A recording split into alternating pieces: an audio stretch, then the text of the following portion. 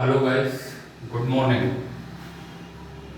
Let us look on the blackboard and today I want to discuss about the fifth and sixth method of the asexual reproduction.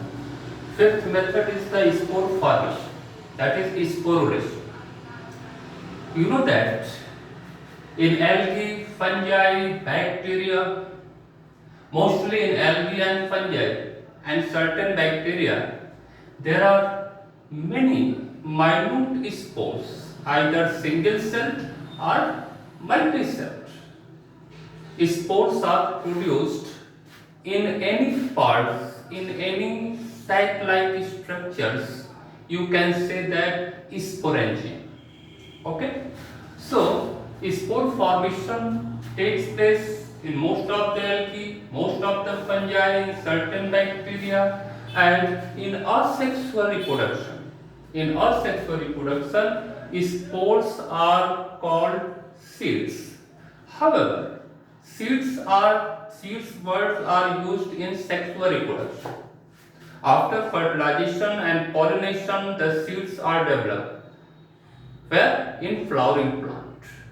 जो flowering plant होते हैं उन्हीं में seeds का formation होता है, लेकिन असेक्सुअल रिप्रोडक्शन में चूंकि स्पोर्स से नए ऑर्गेनिज्म का फॉर्मेशन होता है, इसलिए स्पोर को जो है एक तरह से हम सीड्स कहते हैं और उस सीड्स का जो दूसरा नाम सीड्स कहते हैं और इसी स्पोर से जो है नया ऑर्गेनिज्म का फॉर्मेशन होता है। Okay, spores basically various kinds के होते हैं, बट दो इंपॉर्टेंट स्पोर्स जो आपके हाई स्कूल लेवल तक पढ़ने होते हैं वो है zoospores and aplanospores. It is also called resting spores. Zoospores उन्हें कहते हैं जो मोटाइल स्पोर्स होते हैं, गति करते हैं, मूव करते हैं।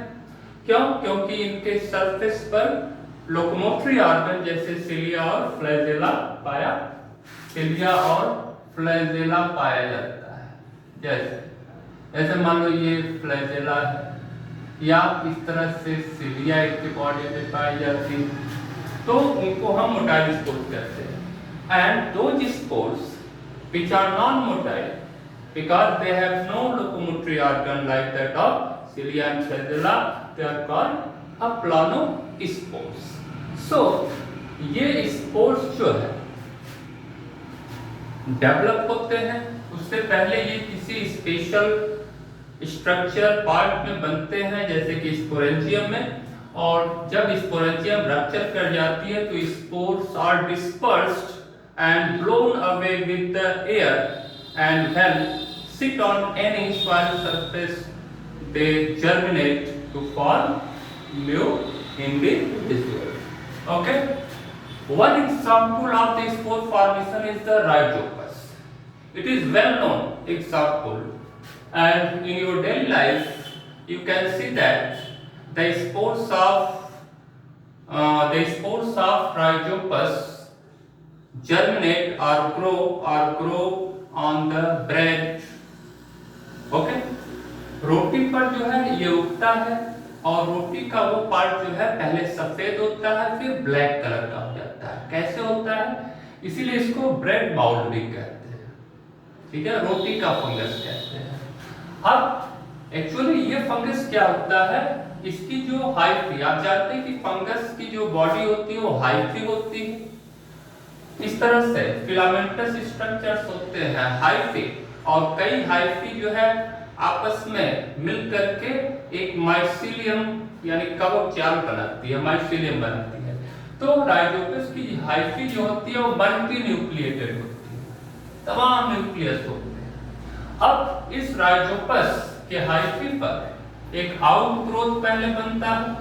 अब ये आउटग्रोथ जो है एरियल आउटग्रोथ ऊपर की ओर बढ़ता जाता है और ये क्या बनाता है?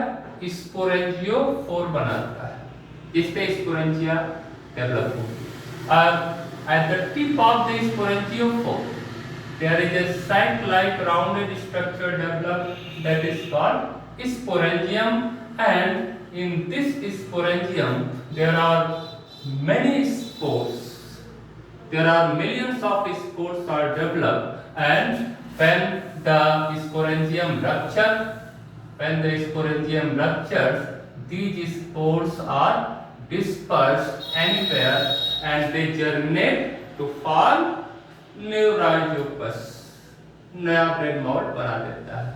क्योंकि जब तक स्पोरेंजियम का डेवलपमेंट नहीं होता है तब तक ये राइजोपस ब्रेड पर व्हाइट कलर का फंगस दिखाई देता है।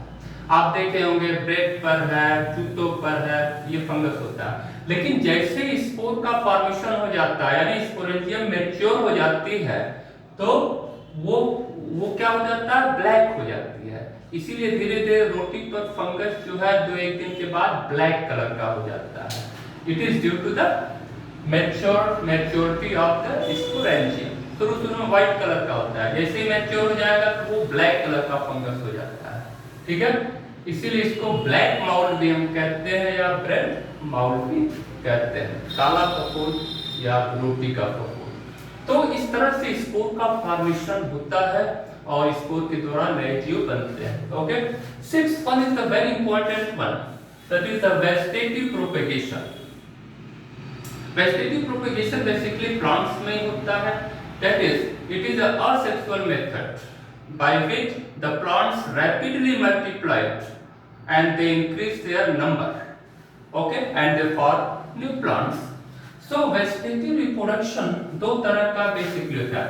First one thing is clear that vegetative propagation क्या होता है, any part of the plant, basically 3 parts होते हैं, root, stem, leaf। Any part of the plant can develop into new individual, और ये वेजिटेटिव रिप्रोडक्शन उन प्लांट्स में ज्यादा पाया जाता है जिनमें सीड का फॉर्मेशन नहीं होता है, या सीड बनता भी है तो वो नॉन वायबल होता है, यानी निष्क्रिय होता है, उससे नया पौधा नहीं बनता है। तो उन्हीं पौधों में ये होता है वेजिटेटिव प्रोपेगेशन जिसमें सीड का फॉर्मेशन नहीं होता या सीड नॉन वायबल होता है, निष्क्रिय होता है, उससे नया पौधा नहीं बन सकता। तो ऐसे पौधों में उनके किसी भी पार्ट से अदर देन सीड, किसी भी पार्ट से नया पौधा बन सकता है। लेकिन वो जो पार्ट्स होता है जिससे नया पौधा बनता है उसको हम क्या कहते हैं, प्रोपेग्यूल्स कहते हैं। Propagules that participate in propagation, static propagation and for new organism. तो अब इसी प्रोपेग्यूल्स को हम असेक्सुअल रिप्रोडक्शन में सीड भी कह सकते हैं। जैसे यहाँ स्पोर को हमने सीड कहा, उसी तरह से असेक्सुअल रिप्रोडक्शन, वेजिटेटिव रिप्रोडक्शन में, वेजिटेटिव प्रोपेगेशन में हम इस प्रोपेग्यूल्स को सीड कह सकते हैं, because from this propagules a new individual are formed. अब वेजिटेटिव रिप्रोडक्शन नेचर में भी होता है और मैन के द्वारा भी कराया जाता है, आजकल कराया जा रहा है। तो दो तरह का होता है, नेचुरल वेजिटेटिव प्रोपेगेशन मेथड और आर्टिफिशियल और man made method of vegetative propagation. Natural methods पहले हम बताते हैं। नेचुरली क्या होता है, नेचर में जो प्लांट्स होते हैं उनके रूट या स्टेम और लीफ से नए प्लांट बन जाते हैं। यानी ये रूट्स के पार्ट से भी होता है, स्टेम से भी, लीफ से भी हो सकता है, लेकिन एक शर्त है, there must be adventitious buds are present on the part of the plant from which the new individual develop। यानी जो रूट्स है उस पे एक स्पेशल एडवेंटिशियस बड्स होनी चाहिए, अपस्थानिक कलिकाएं होनी चाहिए।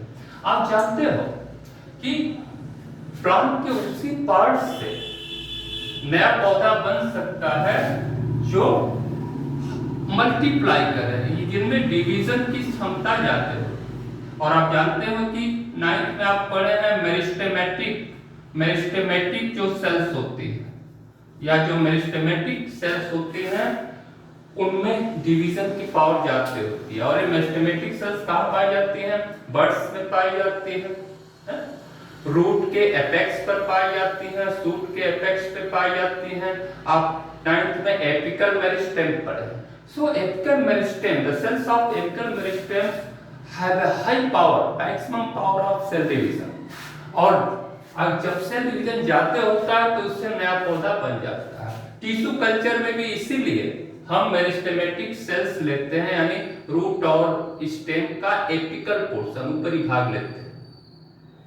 सो रूट या स्टेम या लीव्स में कोई एडवेंटिशियस बड्स होनी चाहिए। जैसे फॉर एग्जांपल के तौर पर आलू, पोटैटो। पोटैटो में आप देखेंगे कि आइस पाई जाती है जगह, आइस, ये रेस्टिंग बड्स होती हैं। लेकिन जैसे ही हम सॉइल में इसको डालते हैं या फेवरेबल कंडीशन होती है तो इस आइस में क्या होती है, मेरिस्टेमेटिक सेल्स पाई जाती है। और जैसे ही ये आइस में एडवेंटिशियस बड्स पाई जाती है, और जैसे ही हम जमीन में इसको बोते हैं या गर्मी ज्यादा पड़ती है, फेवरेबल कंडीशन नहीं होती है इसके लिए, तो इसी से नया पौधा, नया आलू का पौधा बन जाता है। तो इस तरह से हम देख रहे हैं कि कोई भी नेचुरल मेथड अगर होगा या आर्टिफिशियल भी मेथड हो तो उसी पार्ट से पौधा बनेगा जिसमें एडवेंटिशियस बड्स होनी चाहिए, क्योंकि इस बड्स में मेरिस्टेमेटिक सेल्स ज्यादा होती हैं और ज्यादा फास्ट डिवाइड करती हैं और उन्हीं से नया पौधा बनता है। तो इस तरह से नेचुरल वेजिटेटिव मेथड्स का 3 एग्जांपल आपको लिखा। वैसे तो बहुत सारे एग्जांपल क्या है, रूट, स्टेम, लीव्स। रूट्स का एग्जांपल है गुआवा। अमरूद के रूट्स पर एडवेंटिशियस बड्स होती है। आप देखे होंगे कि अमरूद का जहां पौधा होता है वहां नीचे से तमाम जो है शाखाएं, नए पौधे निकले होते हैं। कहां से? रूट से निकल रहा है। तो रूट्स, गुआवा में रूट्स के द्वारा नेचुरल वेजिटेटिव प्रोपगेशन होता है। स्टेम बहुत सारे एग्जांपल है, शुगर केन का पौधा और पोटैटो और जिंजर, अदरक, जिसको राइजोम भी कहते हैं। तो इनके स्टेम पार्ट पर एडवेंटिशियस बड्स होता है और जैसे ही जमीन में हो जाता है उससे नया पौधा निकल जाता है। लीफ, बहुत सारे प्लांट, बहुत सारे तो नहीं, some plants like that of bryophyllum. परवल में भी आप नाम सुने, परवल में लीफ के थ्रू नया पौधा बनता है।